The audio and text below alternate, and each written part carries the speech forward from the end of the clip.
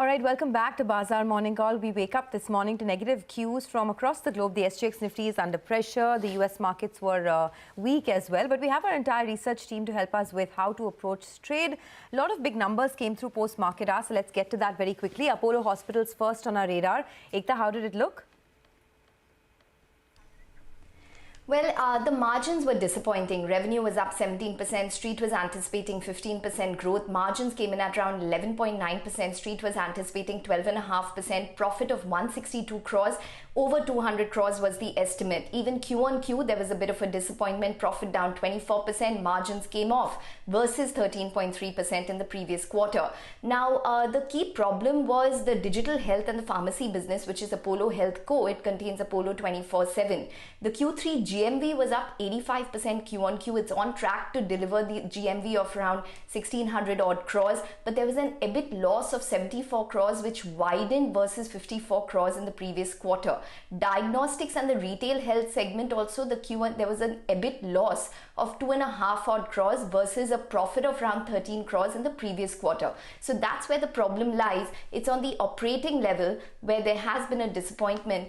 And I suspect that the stock markets are not going to appreciate that. We do have a call at 2:30 p.m. this afternoon for more details. Okay, well, you can catch the Apollo Hospitals management as well before the call. This happens at 9:40 a.m. on Bazaar today. So we'll perhaps try and get more details from Sunita Reddy on that. Thanks, Ekta, for joining in.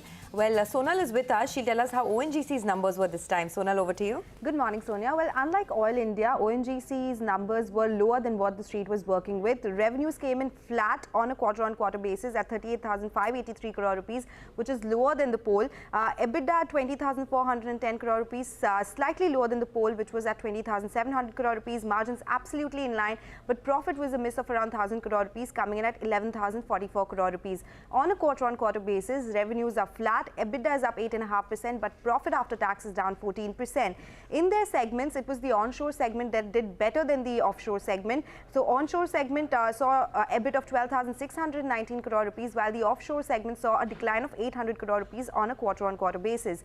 The positive is that the company has continued to announce dividend. This time around at 4 rupees per share. For 9 months, they have announced around 10.75 rupees per share. The estimation is that for the year, they'll be announcing around 16 rupees per share. The stock could see some red, but could recover because the triggers going forward for ONGC are quite strong. All right, Sonal, thanks very much for that. Now, Siemens reported numbers right around market closing yesterday. Vivek is here with more details on this one. Vivek, hi, morning. Well, good morning. It's been an extremely strong set of results from Siemens this time around. It's a clean beat across, when you're comparing it to the CNBC-TV18 poll. Revenues higher by 17%, closer to the 4,015 crore mark versus the poll of 3,960. Margins also the clean beat, 14.9% versus expectations of just around a little over 11%. And profitability at 463 crore versus the poll of 322 crore. No wonder then, most of the brokerage houses are very enthused by these set of results. In fact, Macquarie has retained its outperform rating on the stock, target price of 3,500. They're saying it's been a robust order inflow also that the company has witnessed, and they're saying that going forward, large locomotive order wins will be a key near-term catalyst as far as Siemens is concerned. Okay, all right. Thanks a lot for that, Vivek. Well, I'm going with green for NMDC as well. The stock ended lower in yesterday's trading session. Maybe some part of the bad news, if any, was already in the price. The reported numbers are mostly in line with what we're working with, whether it's on the revenue, the EBITDA, the margins, as well as the profit number.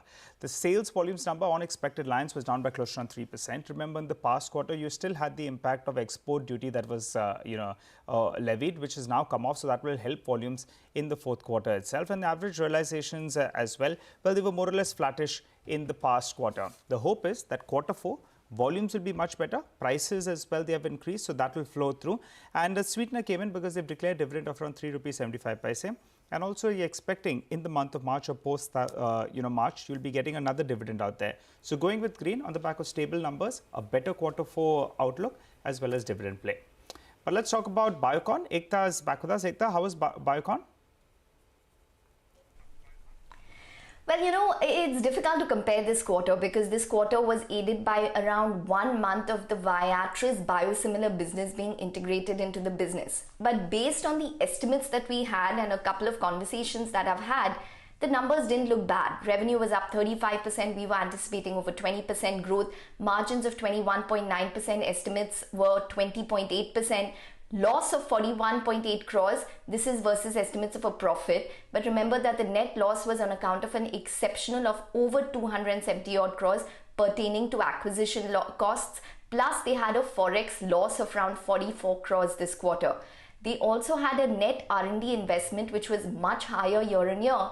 Despite that, the margins have come in at around 21.9%. Now, biosimilars recorded the highest quarterly revenue by the company at around 1,507 crores, but this was also aided by Viatris. They are tracking to exit the FY23 with $1 billion in terms of sales for the biosimilar business. They are also in discussions with PE investors for an additional fundraise to pay down debt. So these are a couple of important points for Biocon. Overall, headline numbers look good. 9 a.m. is the call. We'll get more details then, so that will be important to track. Okay, thanks a lot for that. Well, let's go back to Sonal now to talk about PI Industries and how the numbers look this time. Sonal, what's the lowdown? Well, it's a stellar set, another quarter of operational beat, and that's why the stock could be in the green today. Revenues were slightly lower than what the street was working with at 16-13 crore rupees, but EBITDA was higher at 416 crore rupees, margins at 26% versus a poll of 23.7%, and that's where the beat has really come in. Profits also higher at 352 crore rupees versus a poll of 307 crore rupees. On a YOY basis, now the company has seen a revenue growth of 19%, EBITDA is up 40%, margins are up 400 basis points in an environment where most of the companies have spoken about higher raw material prices. Profits are up 58% as well. Exports grew 23%. Domestic growth came in lower at 2%. That is because of adverse weather conditions and higher channel inventory. However, company says EBITDA margins improved because of favorable product mix and operating leverage as well. So green on PI Industries. All right. Okay. Yeah. All right. Thanks a lot for that, Sonal. Well, hopping across to Mangalam. Bata wasn't sprinting. It was running, not sprinting. It has shown growth, but the street was anticipating a little more. So while the revenues of the company grew 7%, given the favorable base and unlock and a lot of demand for, school shoes, etc., people thought that the growth would be in double digit, but that wasn't the case to be. 900 crore in terms of revenue versus a poll of 961 crores, and that's flown down to the bottom line as well. The EBITDA was a mild miss, and the net profit as well at 83 crores was a 15% jump against a much higher jump that the street was anticipating. However, the trends are doing well for them. Men's dress category doing extremely well. School bounced back strongly is what the company says. And the overall sneaker sales for them, they've been adding sneaker stores, etc., have grown by around 142%, and women's category contributed about 1.3 times versus what they did the same time last year. So these are factors that bode well for the future. Let's see how it goes. They've crossed 2,000 overall stores. The stock has been an underperformer. See it being in mild red today, but we'll be interested to see whether some buy the dip or not on Bata. All right, Mangalam, thanks very much for that. Surabi has got Radico Khaitan and the lowdown there. Surabi, hi, morning. Radico Khaitan reported its third quarter numbers, and just like the other beverage companies, the numbers were not too impressive. The revenue growth was muted, up only 5% on a year-on-year basis, and that was also led by increase in realizations. The gross margin contracted close to 400 basis points due to input cost inflation. This has led to a 19% lower EBITDA on a year-on-year basis, and the EBITDA margins came in at 12% versus 16% same time last year. The PAT was down 20% and came in at 97 odd crores. The only silver lining in the results is that the premium segment seems to be working for them. The volumes in that segment were up 14% and the realizations were up 4% at 1,554 rupees per case. The regular segment that took a hit, the volumes were down 23% and the realizations were down 29% on a year-on-year basis. All right, thanks a lot for that. Some more numbers coming through from the infrastructure space. You have Torrent Power, there's GMR Airports. Vivek is joining in to tell us more about that. Vivek. Well, that's right. So Torrent Power, very strong revenue growth aided by, growth in all of the verticals. So revenues up almost 71% on a year-on-year basis. EBITDA also up almost 55%. But however, remember, EBITDA was created by growth across most of the verticals, including, the gas-based power trading business that the company has, the renewable, the distribution licensee, as well as the franchisee business. So, EBITDA going up quite strongly by 55%, margins at 22.5%, profitability up almost 86%, aided by a one-time gain of almost 400 crores due to the gas trading business. Now, coming to GMR Airports, although the company did report a significant return to profitability as far as the bottom line is concerned, aided by one-time. So while we're talking about revenues going higher by almost 30%, aided by strong passenger traffic growth, EBITDA was down almost 26%, marred by significantly higher expenses. Margins coming in at 30% versus 52.5% last time around. Profitability at 191 crore, aided by a one-time impact of 292 crore. This was on account of a reversal of lease receivables as well as gain on carrying value of investments. So expect some red as far as GMR Infra is concerned. Okay, thanks a lot for that. That's a pretty long list. So here's a quick recap in case you missed out on any of these stocks. Stocks with positive news flow. There's Siemens, NMDC, Biocon, PI Industries and Torrent Power, while stocks with negative news flow, or weak numbers rather, Apollo Hospitals, ONGC, Bata, Radico Khaitan and GMR Airports Infra. Well, let's move on and get you a quick handle on what's happening in the world of commodities. Manisha Gupta is joining in. Manisha, good morning.